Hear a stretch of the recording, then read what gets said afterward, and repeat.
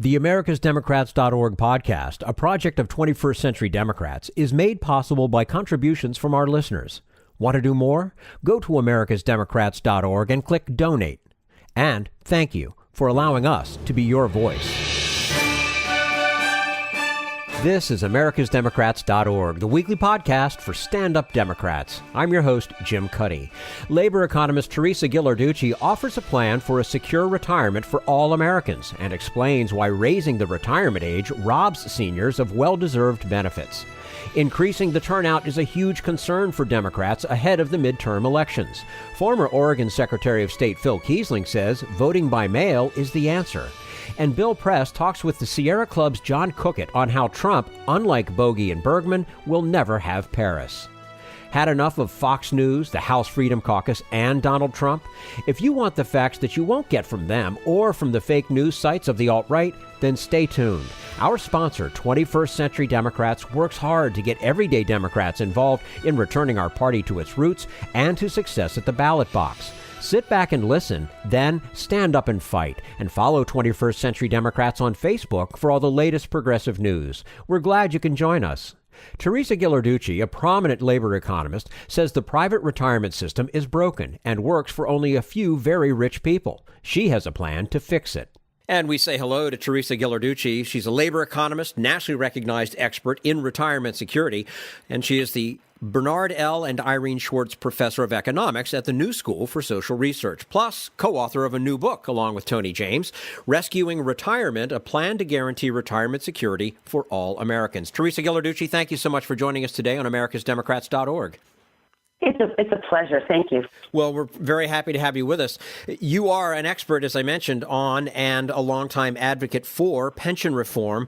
What do the election results mean for strengthening Social Security and private IRAs, 401ks?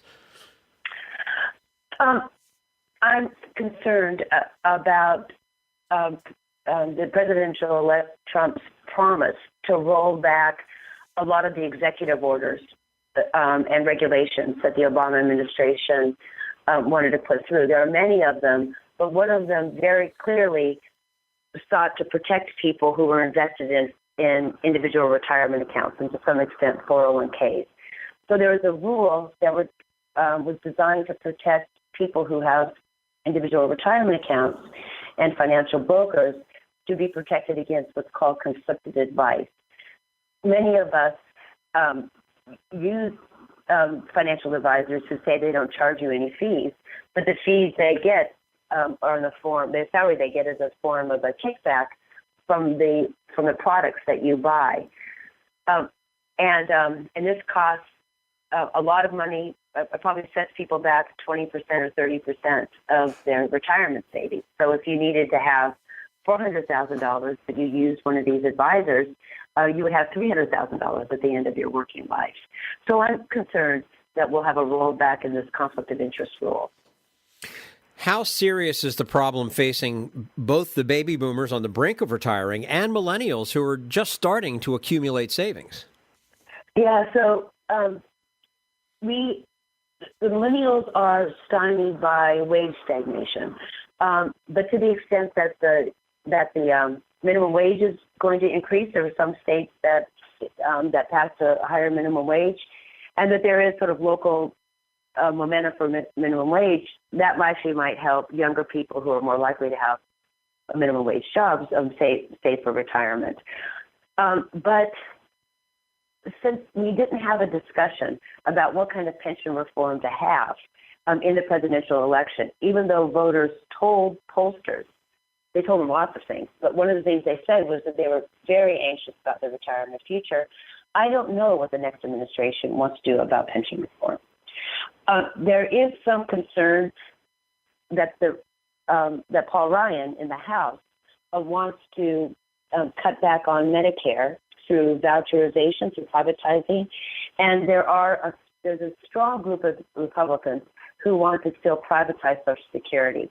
But I don't know how responsive the new president will be, that Trump will be to those strongly held, desires.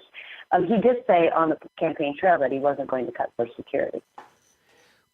What about the mental and physical health element when it comes to uncertainty about retirement? Can you talk about that a little bit? Yes, we are just starting a research project on what income volatility does to your mental health, or what they call not sort of flexibility, but but the ability to sort of accommodate your circumstances. What that resilience is, what the psychologists call it. So you've had income volatility in your work life. You get to retire. You get to retirement. Your resilience to cope with aging, along with income insecurity, can be greatly compromised.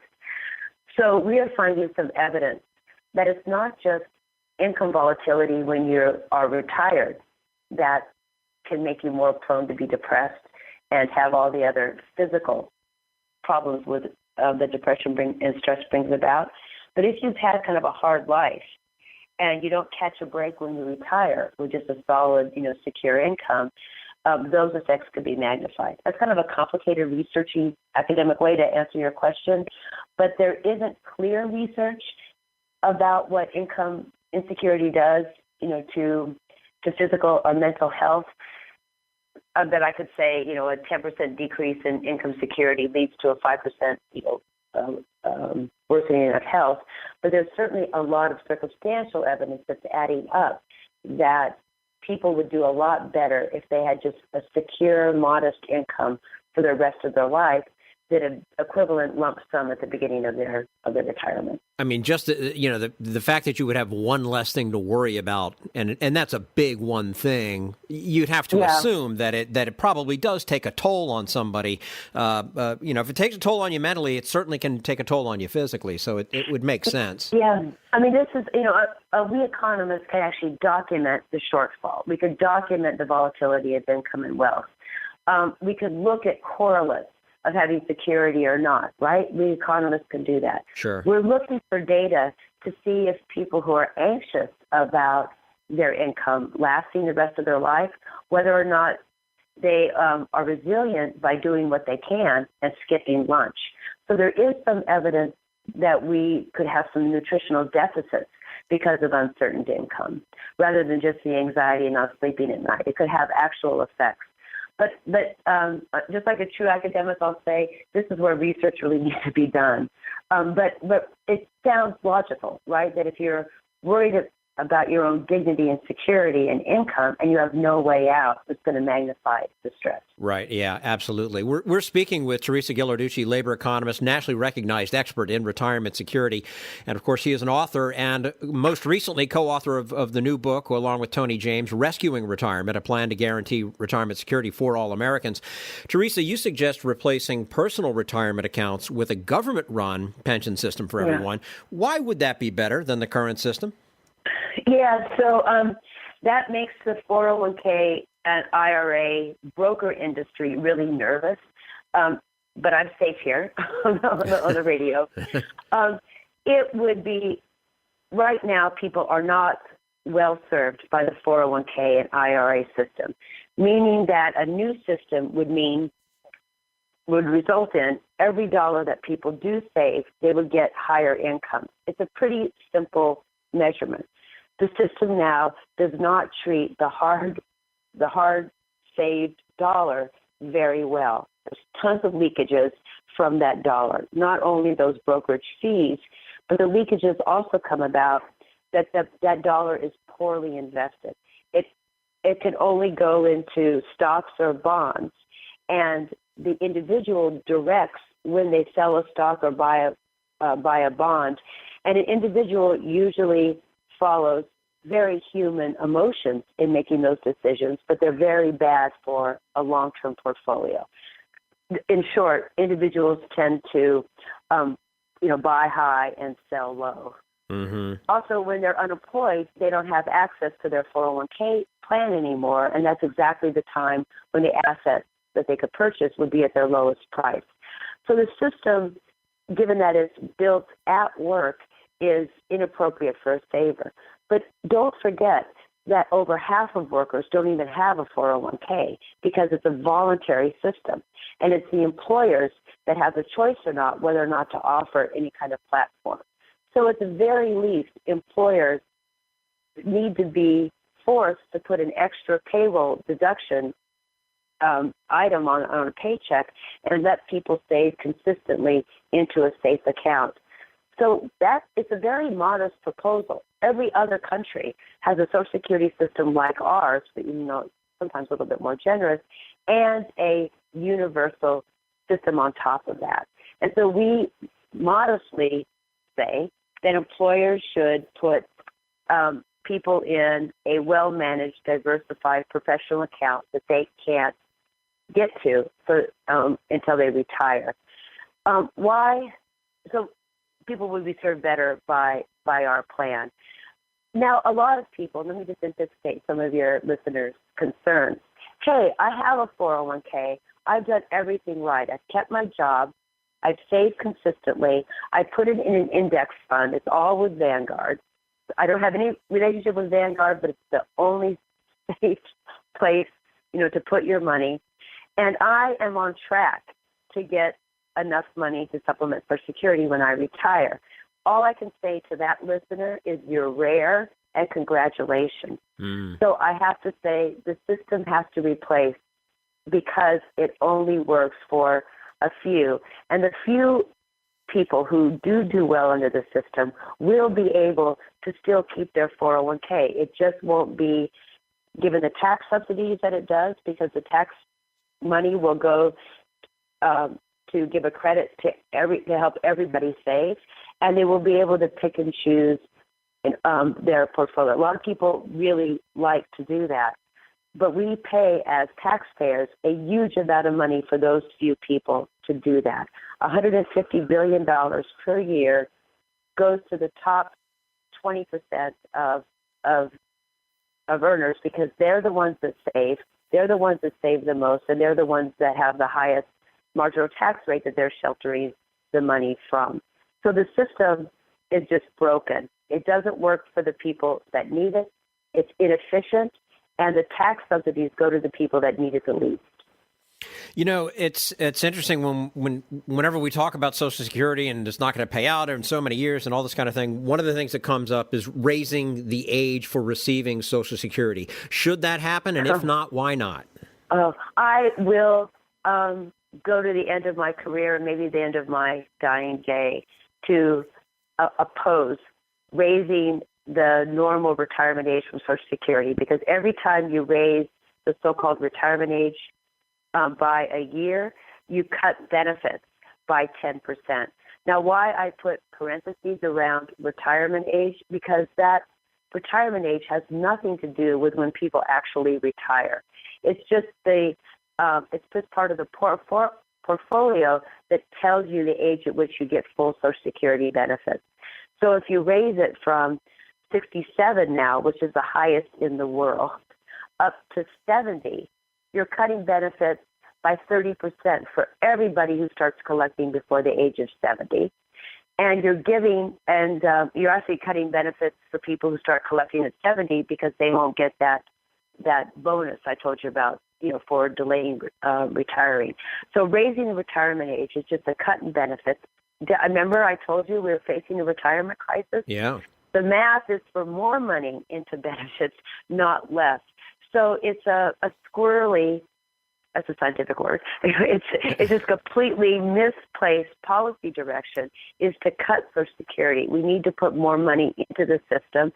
And for some people, we actually need to put a little more money in that would make it solvent for everybody and actually increase the benefits for the very lowest beneficiaries. A lot of people think Social Security is on the brink of running out of money. Is that accurate or not?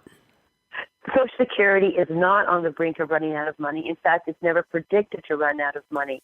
The worst that can happen, and it shouldn't happen, is that about 2034, there will only be enough money to pay 3/4 of promised benefits. Now, that should not happen, but it's not out of money. It right now is not on track to pay full benefits, and we have to raise FICA and raise the earnings cap as soon as we can to make sure that everyone knows that they'll get the full benefits. We've come to this point before in 1983 where it was actually going to not be able to pay full benefits, not in 15 or 20 years, but like in 18 months. And Congress and the president acted quickly to shore up the revenue stream. So I think that regardless of the Republicans or Democrats, that they'll come together to put Social Security on a sound footing.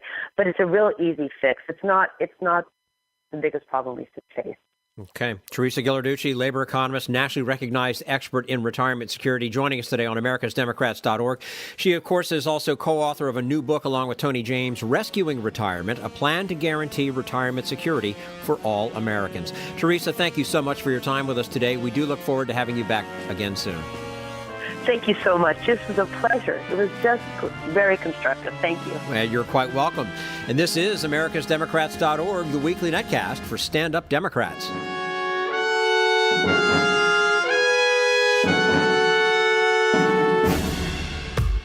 We want you to sit back and listen to this americasdemocrats.org podcast, a project of 21st Century Democrats. But we need you to stand up and fight. Do you want to get involved and help get our party back to its roots and to success at the ballot box? You can make your contribution to help us keep this show going and to elect Democrats who will stand up for democratic principles. Go to americasdemocrats.org and click on Donate at the top of the page.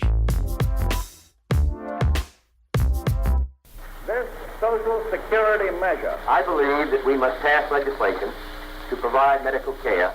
This is our tradition. When our grandparents came to America, it was the Democratic Party which said, welcome. It was the Democratic Party, the party of Roosevelt and Truman and Kennedy and others, who said that America belonged to all its people, not just a handful of the rich or a few giant corporations. That's why great leaders like FDR fought so hard for Social Security, and why JFK stood up to the insurance companies and their Republican allies to get Medicare. It's not just one thing, or one time, in one place. It's about a whole history of standing up to the Republicans and saying someone has to be on the side of regular working people in America, whether it's defending Social Security or just the way your loved ones are treated on the job. That's what the Democratic Party is all about. And that's why this message has been brought to you by the Democratic Party. Working people like you and me. Paid for by 21st Century Democrats. Not authorized by any candidate or candidates committee. This is americasdemocrats.org, the weekly podcast for stand-up Democrats. Former Oregon Secretary of State Phil Keisling says voting by mail would increase turnout in the 2018 midterm elections. We'll talk to him about that in just a moment. Right now, we turn to Jim Hightower, America's #1 populist, for his common sense commentary. In the contest for most awful member of Donald Trump's cabinet, you'd assume that Jeff Sessions, the bigoted twerp now serving as Attorney General, would be a shoo-in. Suddenly, however, Mick Mulvaney has darted from out of the deepest, meanest darkness of severe right-wing dogma to become the new favorite for awfulest of them all. Who? Mulvaney, a former Tea Party Congress critter from South Carolina, was plucked from obscurity to become Trump's budget director and chief demonizer of America's poor people. The budget he wrote for the Donald savages such effective anti-poverty programs as food stamps, Medicaid, and job training in order to pay for massive, unneeded, and unproductive tax cuts for America's pampered one-percenters. But that's not the only reason they want to clobber the poor, for Mulvaney sees himself as the wrathful enforcer of the holy work ethic, a Dickensian character whose job it is to punish the poor for being, in his view, a morally bankrupt class of slothful moochers. The Trump budget is all about compassion, he declaims, explaining that it shows compassion for the poor by compelling them to get a job in order to end their so-called shame of accepting public assistance, rather than, quote, taking charge of their own lives. Never mind that most able-bodied adults getting poverty aid already work or are looking for a job. Mulvaney mindlessly barks, "We need people to go to work." This is Jim Hightower saying, "No, Mick, we need you to go get a clue about the harsh realities of living in poverty, including having to endure constant condescension from judgmental jerks like you who smugly condemn a food stamp family while drawing a six-figure salary from taxpayers, health coverage, pension, and a chauffeured limousine. Congratulations, you're the awfulest of the awful." Need an antidote to the progressive blues? Want some good news about how grassroots folks are rebelling against the corporate powers and winning? Well, here's an easy-to-swallow pill for you, the Hightower Lowdown. Hightower's monthly newsletter will give you the lowdown, even as it lifts you up. It's 4 pages a month, jam-packed with facts you can use, actions you can take, and Jim's own Texas humor, all for only $15 a year. To become a lowdowner, go to hightowerlowdown.org.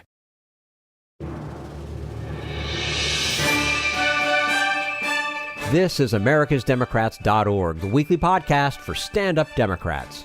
If everyone was allowed to vote by mail, as in Oregon, weather would not be a factor in turnout. Fraud would be even less likely than it is now, and more people would be casting ballots. Former Oregon Secretary of State Phil Keisling argues for abandoning polling places. And we say hello to Phil Keisling, former Oregon Secretary of State from 1991 to 1999. He is currently director of the Center for Public Service at Portland State University and is the leading advocate for voting by mail. Phil Keisling, thanks so much for joining us today on americasdemocrats.org. You bet. Glad to be here. Always nice to speak with you. So your state of Oregon has been reliably Democratic in national elections for some time now. Does voting by mail, which you have pioneered, as I mentioned, does that make your state bluer or redder than the old way? I think that's impossible to say, and I'll note that while our statewide offices until this election were all held by Democrats, a Republican won our race for Secretary of State, our number 2 position this time, Dennis Richardson, almost won the state treasurer's race. And I think the legislature stayed Democratic, but there was one seat that went to Republicans.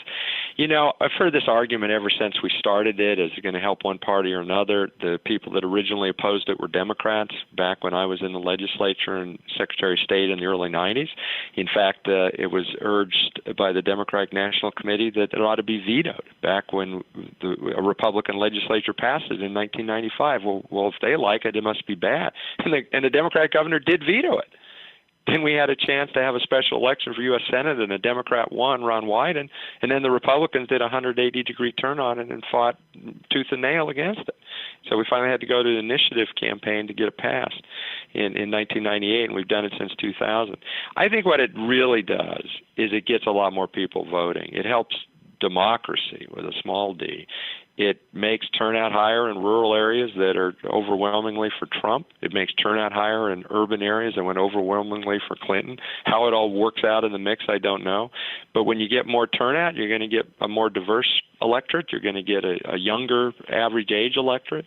And there may be moments when that's going to tilt to one party or the other, but it could change. So I think what makes a state blue or red is a lot more than about how they vote, but I think our politics is healthier here because we have a lot more people participate. Mm-hmm. Stronger democracy, small d, as you point out. Exactly right. What is the actual rate of voter participation?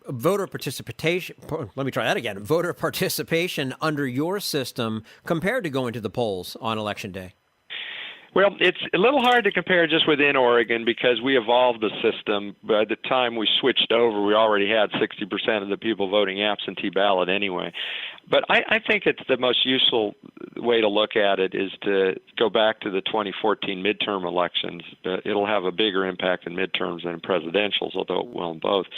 We had an average registered voter turnout of 71%. The national average was 48%. In the 10 states that were, or 15 states that were fierce battlegrounds, we still were 12 points on average above. We had no big races in 2014 to speak of. You know, and that's real numbers. I mean, magnified across a national level, we're talking tens of millions of additional votes. We know when we do it in local and lower turnout elections, primaries and local elections, it often doubles turnout. Now it goes 15% to 30% or 25 to 50%. But I'll give you just one indicator in our primary in May, and Trump already had wrapped up the nomination, and Clinton pretty much too, based on the mathematics. we still had 69% of registered Democrats vote and 63% of registered Republicans. I think it was the highest rates in the country. We even beat New Hampshire out of the gate. So it's just logic that when you let every voter have their ballot ahead of time, and then all they have to do is fill it out and get it returned, it just removes a big obstacle that they have now where they have to go to find their polling place on Election Day, come rain, come shine, or other things that can stand in the way. Well, and of course that, rain or shine on shiny days, you get a better turnout, and the rainy days you don't, and, then you don't have that nice democracy that we're trying to Well, you take weather out of the picture. There's going to be a big national election that people are going to sigh on and say it was weather. I mean, could you imagine the results of the 26th presidential election that also happened to coincide with terrible rain and thunder and blizzards even in the upper Midwest? I mean, it's not impossible. On November 8th, you have blizzards in Wisconsin and Michigan. Can you imagine how we'd be feeling even worse if we had the exact same numbers, but you said, damn, the weather gods were the ones that did it. Yeah. I mean, we should take all these things out of the equation, and that's why. Yet another reason that I like the idea of what I call vote at home. Do you think wider participation in elections would moderate the choice of candidates away from the extremists in each party? Well, this is a great question. It's a reality of politics today that most elections for Congress and state legislature are now decided in the party primary. Win the dominant party primary, then the general election is just a formality. I think there is, personally, and I've seen it, in Oregon, I think there's a difference when 50% or 60% of party members weigh in on choosing a candidate versus 15%. I mean, in the 2014 cycle, the turnout of registered voters in party primaries was less than 20%. The median age was in many states was between 60 and 65 years old. And that's not to say that older voters are necessarily, less moderate. It varies. But I think when candidates know they just have to win among the most intense partisans of their respective primaries, where's their incentive to say, elect me because I'll work together with everybody to solve this and that problem? No, it becomes more of a blood sport. I won't even sit down and shake their hand or talk to them because they're the evil empire.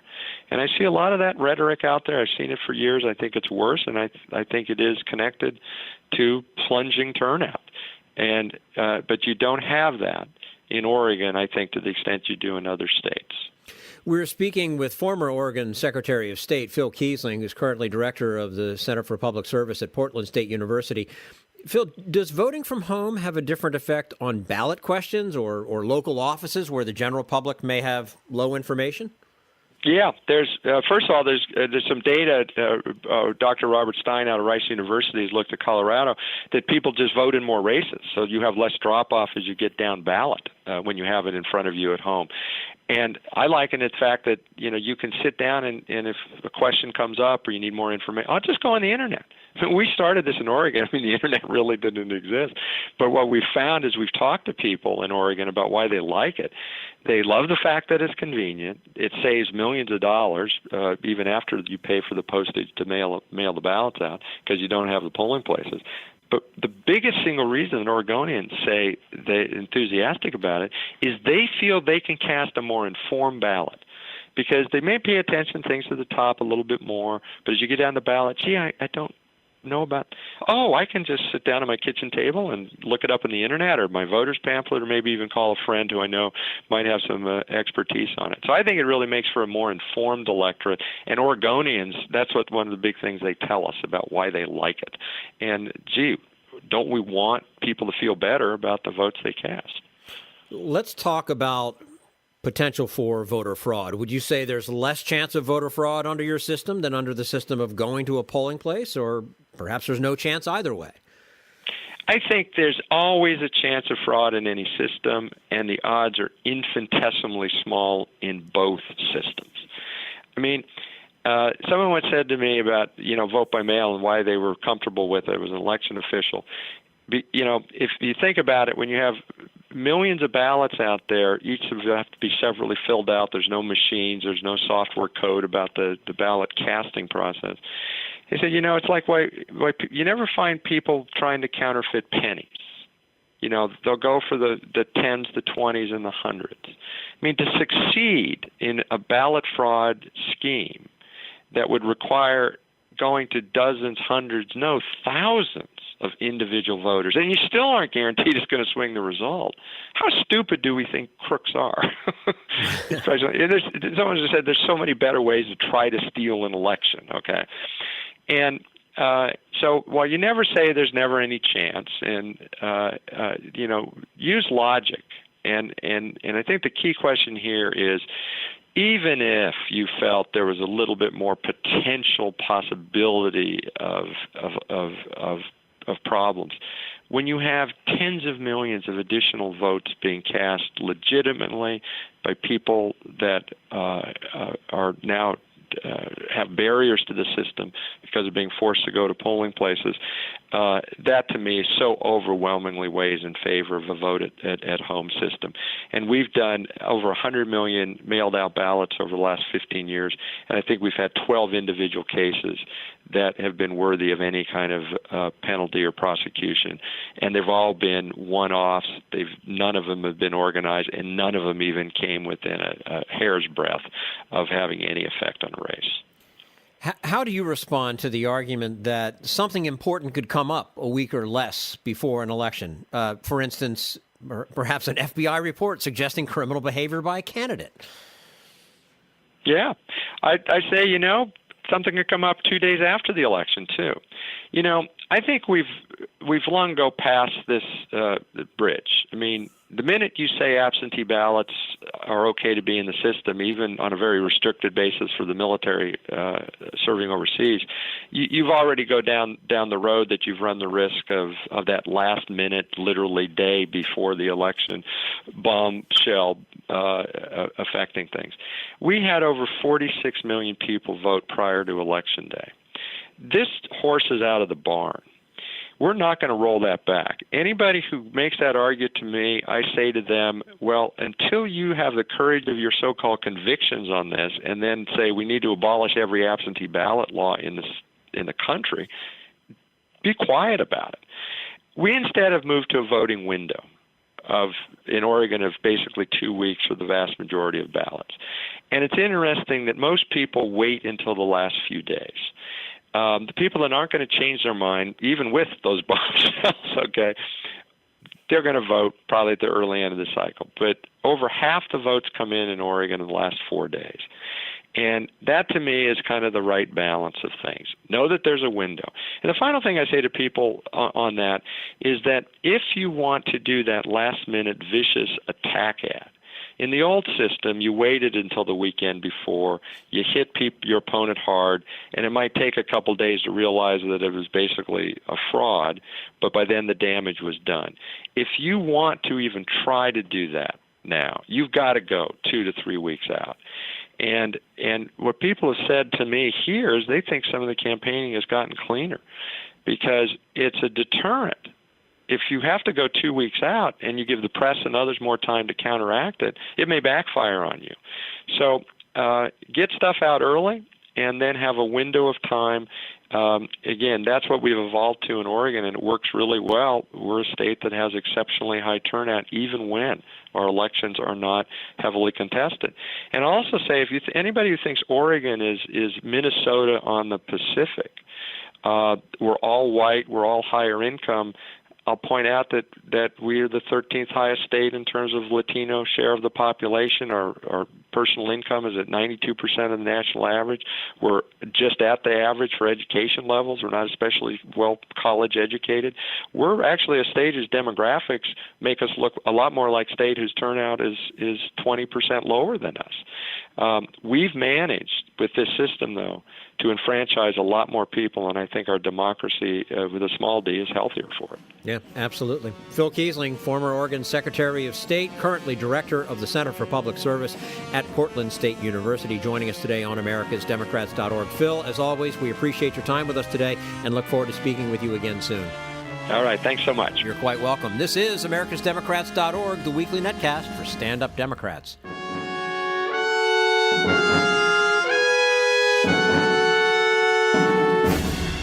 We want you to sit back and listen, but we need you to stand up and fight. Help get our party back to its roots and to success at the ballot box. Make your contribution to keep the americasdemocrats.org podcast, a project of 21st Century Democrats, on the air, and help elect stand-up Democrats. Go to americasdemocrats.org and click on Donate at the top of the page.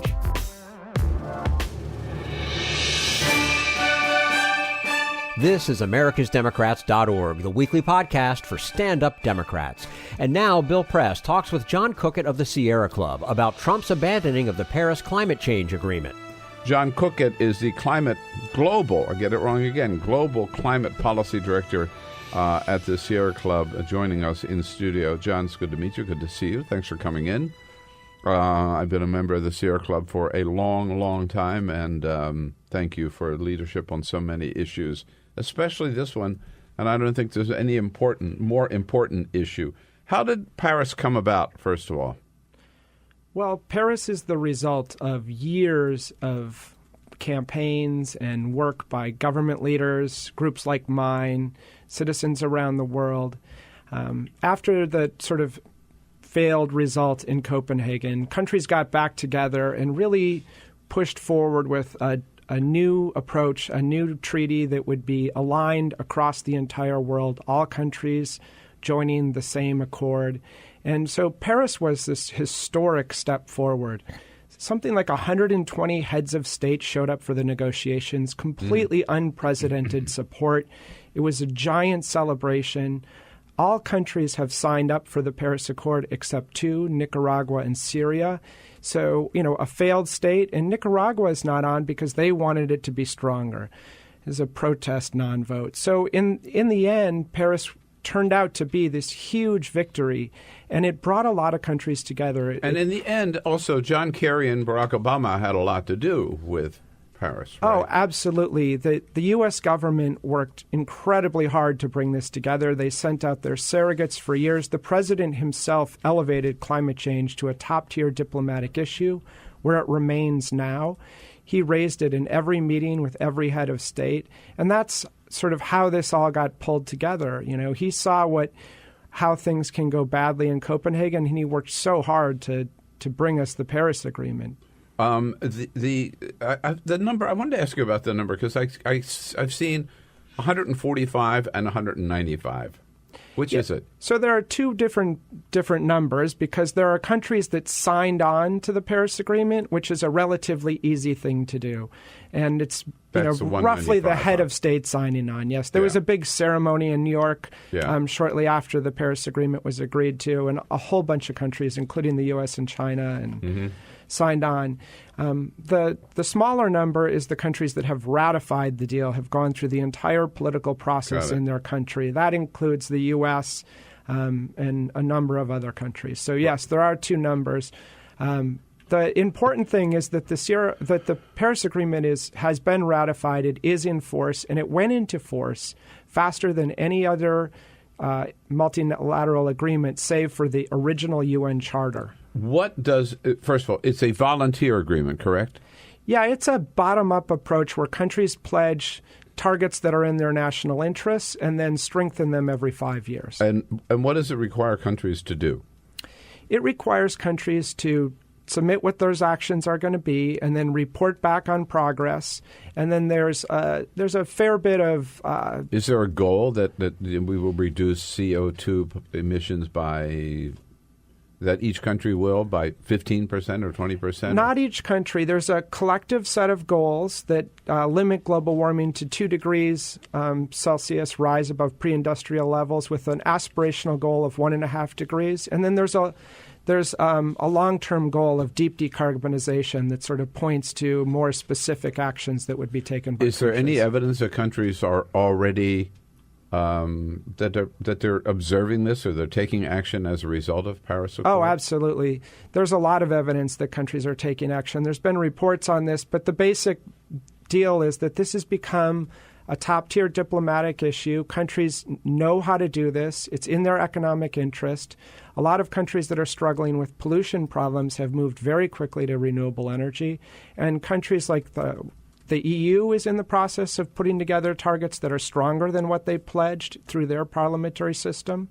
And the Chinese are in the process of establishing further programs beyond what they pledged. Well, everybody laughs at the idea that China and India are part of, not everybody, but some people laugh at the fact that China and India are part of this as proving that the pact is meaningless because China, being the big polluter that it is just kind of making fun, not taking this agreement seriously. That's a huge mistake. Both China and India have massive air pollution problems. Those problems are costing them huge amounts of their GDP. Do they know this, and Absolutely. are they doing anything about it? They've undergone one of the largest efforts in the history of the world to put pollution control equipment on all of their power plants, but that's not enough given their populations. Mm-hmm. And so now they're in the process of building out the largest renewable energy systems the world has ever seen. China is going to build out a renewable energy system that's bigger than the entire U.S. electric grid in the coming years. They're spending billions and billions of dollars on renewable energy every year, much more than the United States is. Well, it's interesting because last night on CNN, Senator Ed Markey, a great environmentalist, a great senator too, spoke about this, that for us to pull out, getting a little ahead of ourselves here, but for the United States to pull out will really give an economic advantage to China in this area. Here's Senator Markey. Mm-hmm. There's no question that China would love it if we pulled out so that they could capture the electric vehicle market. They could capture the wind and solar market. They could capture all of these new technologies and wind up with made in China on all of this equipment that will be sold around the world for the entirety of the 21st century. This is huge potential job market here, right? Yeah, it's the industry of the future is clean tech. Yeah, and they could dominate it. But they already do. They are dominating it to some degree, and they could do more. Manufacture solar panels, I believe, right? They're the huge manufacturer of solar panels, although those are becoming more of a commodity, and other countries are in the market there. They're very interested in electric vehicles because they have such an air pollution problem in their inner cities.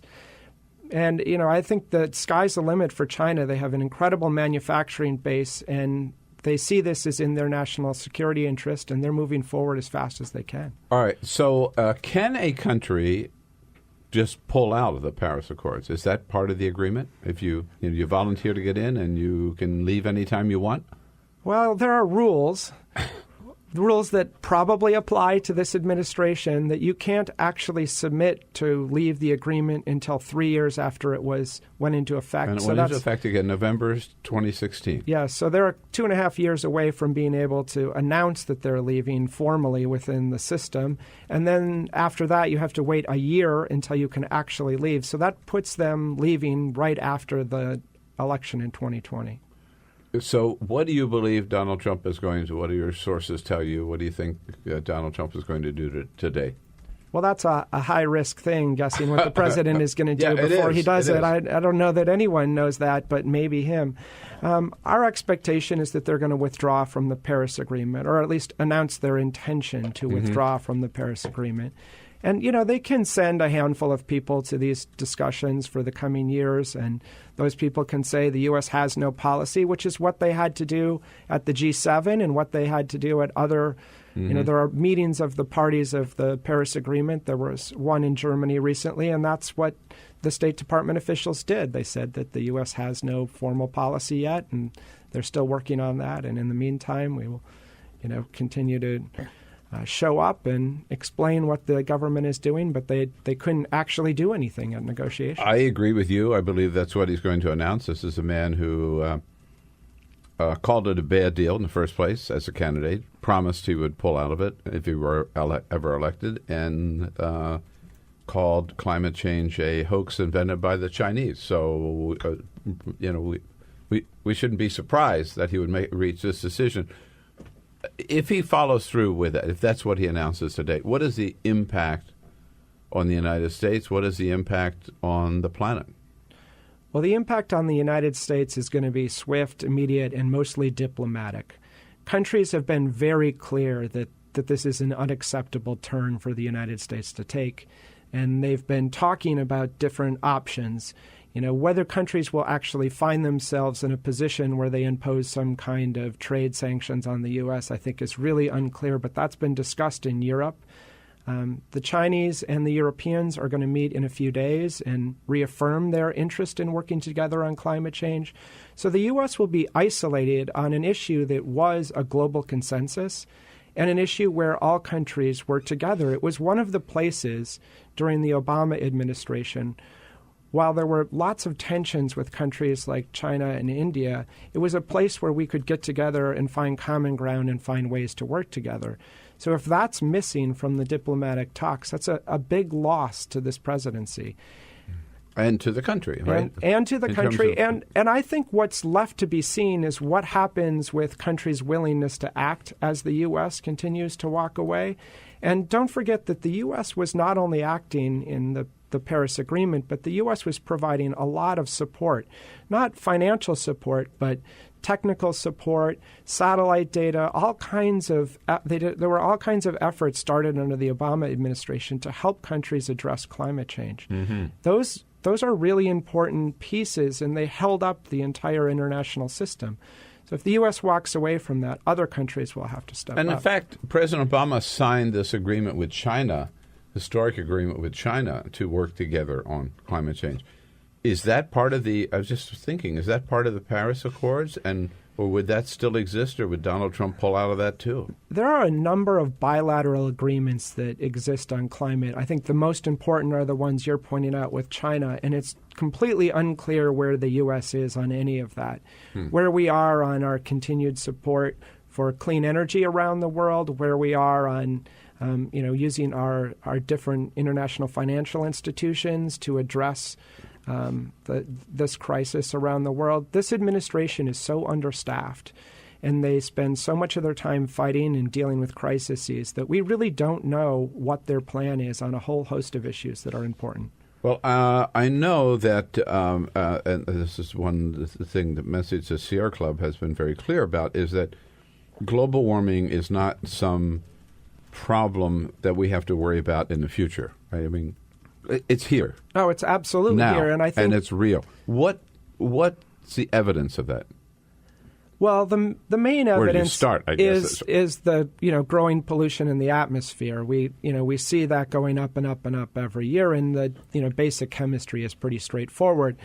But the problems that people are living with already are the extreme weather events that are growing more frequent. Sea level rise is starting to cause major problems.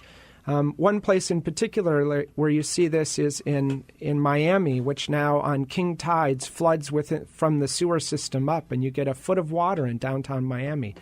So there are ongoing problems. On a normal day. I mean, on a sunny day when the tides are high. So this is a problem that lots of people are dealing with. In fact, one of the more interesting ones is the ongoing challenges in Alaska as the permafrost melts and the sea ice recedes. These communities are having to be moved back to the mainland. The mainland. Yeah, and what you see is a Republican senator complaining about this and simultaneously supporting efforts to derail climate, even though she understands that this is a major problem to her state. Melting permafrost, causes the roads to completely crumble and the whole system falls apart in Alaska. And I said this earlier. You think about these remote islands in the Pacific you hear about. Some of them have disappeared. Right? So what? That's so far away. But Alaska that's us, right? That's part of the United States. That's already being observed there. In terms of crops and wildlife, and I mean, have we seen any signs of that yet? There's a lot of signs on wildlife that are incredibly disturbing. A few years ago, the IPCC, the main global scientific body that reviews the impacts of climate change, suggested that half the species in the world would be at risk of extinction because of climate change in the not too distant future. And I remember I was at those meetings and watching the governments respond to that. They, basically raised their flags and said, how many of those species have been, actually evaluated for this? How much is just models? And they said all of them. It was an incredible exchange between the governments and the scientists. This climate change puts everybody at risk. And it puts all of our systems in the U.S. at risk and globally. And we need to plan for that. And it needs to be something that's mainstreamed into our government's thinking. Is it too late? Well, it's never too late because global warming can always be worse. It's, becoming too late to avoid, it's too late to avoid impacts of climate change. And it's becoming too late to avoid what we used to think of as dangerous climate change. But things get worse and worse at higher levels of warming. You get very large sea level rise. You get very big changes to the climatic system. And those are what people need to focus on now. That's all for americasdemocrats.org. Thank you to all who made today's show possible. Teresa Ghilarducci, Phil Keisling, and the entire Bill Press team. And thank you for listening. If you liked what you heard, please get involved in our efforts to keep this show going and to elect Democrats who are bringing the party back to its roots. Go to americasdemocrats.org and click on Donate at the top of the page. And be sure to find 21st Century Democrats on Facebook. For americasdemocrats.org, I'm your host, Jim Cuddy. We want you to sit back and listen, but we need you to stand up and fight. Join us. Support the americasdemocrats.org podcast, a project of 21st Century Democrats, and help elect Democrats who will stand up for democratic principles with your contribution today. Go to americasdemocrats.org and click on Donate at the top of the page.